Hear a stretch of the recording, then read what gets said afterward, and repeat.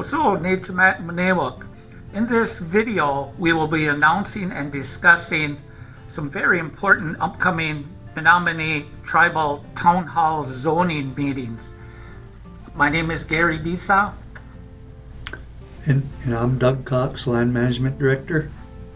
So, within this town hall meeting, the Department of Agriculture and Food Systems, of which I am the director, will be gathering input on agriculture and zoning lands into agriculture and regulations relating to that.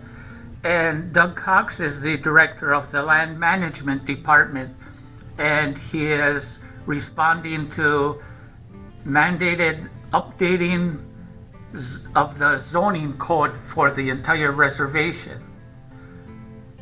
Doug, can you let them know the times and locations that we will be holding these meetings?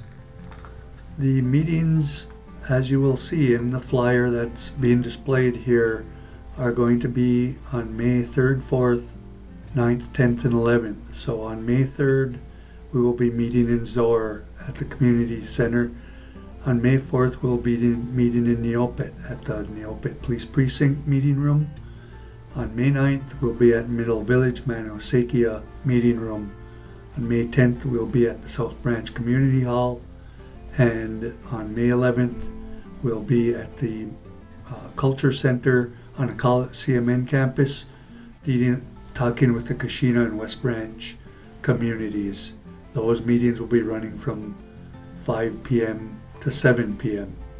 And now I'll have Gary talk about some of the reasons for our updates. Yes, we will be gathering input regarding our proposed zoning updates and some of the regulations and procedures, and we would ask for your recommendations or input to these. This is in response. These changes not only are to update a zoning code that had gone over 10 years without a comprehensive review and updating, but this really is in response to the community concerns for needed parcels zoned for tribal members to develop houses and homes, and to address the food sovereignty concerns. Doug, can you talk about how many suggested zoning changes and amendments there will be?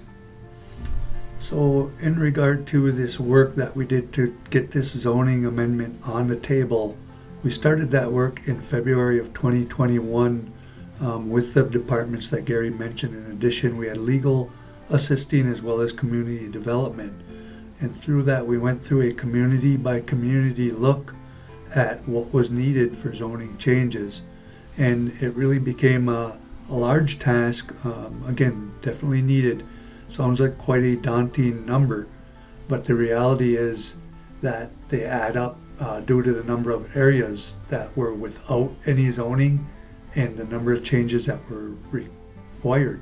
So applying residential zoning throughout some of these large areas like Highway 55, for instance, like some of the areas in Zoar, those started to add up, and we accumulated about 200 changes that are being done through the code.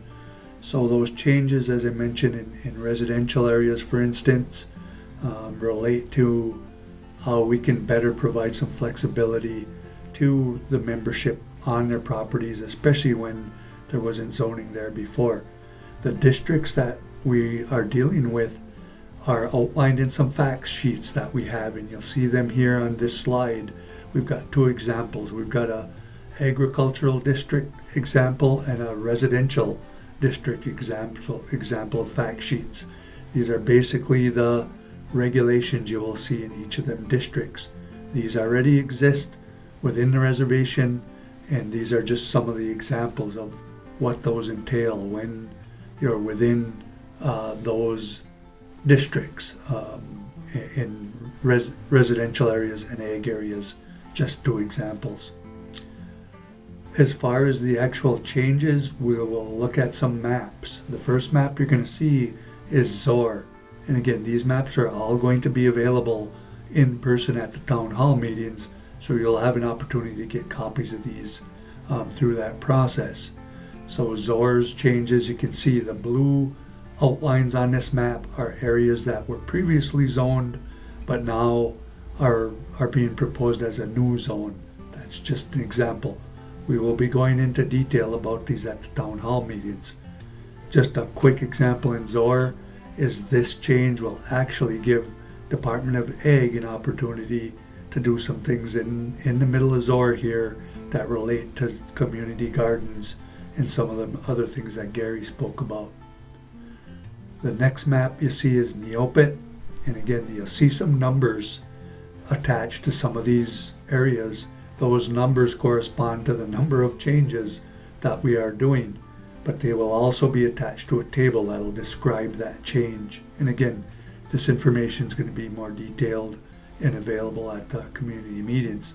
So you can see the vast number of changes. Next map is Middle Village. Similar comments. The blue outlined areas are the areas that are being changed for zoning to accommodate some of the uses where tribal members can have more flexibility. The next map is South Branch. The South Branch is very unique in size, obviously, and the way our members are living there spread out. So the very big need here for ag, and again Gary has explained some of those things in the intro, and again more detail at the town hall meeting, but many of the proposed changes in South Branch are related to new areas for ag development. And the next map is Keshena. So Keshena is going to be obviously our largest scope of area of changes, and you can see them here again outlined in blue borders, and those tell you what areas will change, and you'll be able to see those and make some comments on them if you wish.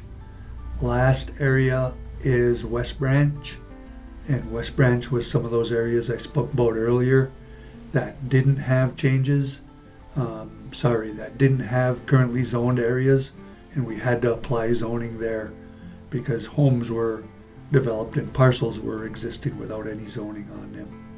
So that's how those will be presented, and you see them there in the PowerPoint slides that we just scrolled through. And Gary, would you like to have any comments and wrap up? Yes, number one, at each of the meetings we will have light snacks. Those will be available for you. And we're trying to take advantage of the fact that the pandemic numbers are down, and we want to hold this in person and to really walk you through what we are proposing on anything from updating the zoning map to gathering community input on adding or updating agriculturally zoned parcels. And you can also call us on the flyer. We have our contact information. Doug as Director of Land Management and myself as Director of Department of Ag and Food Systems. Give us a call if you have questions, or if you want to get additional materials or materials ahead of time. You can call Doug at the Land Management Office and pick those up. Please come.